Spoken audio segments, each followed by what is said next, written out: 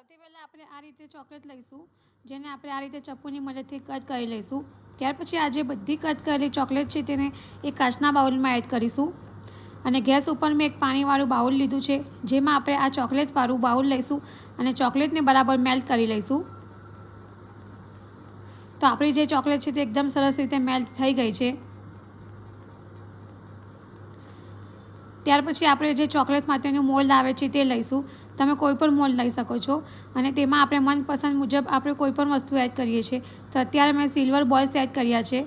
ત્યાર પછી આપણે તેમાં આ જે મેલ્ટેડ ચોકલેટ છે તે એડ કરીશું. બીજા ખાનામાં મેં ગુલાબની જે પાંદડી આવે છે તેને સૂકવી લીધી છે તે એડ કરી છે. ત્યાર પછી આપણે મેલ્ટેડ ચોકલેટ એડ કરીશું અને એને ફ્રીઝમાં સેટ કરવા માટે મૂકીશું. તો તમે જોઈ શકો છો કે આપણી ચોકલેટ રેડી છે.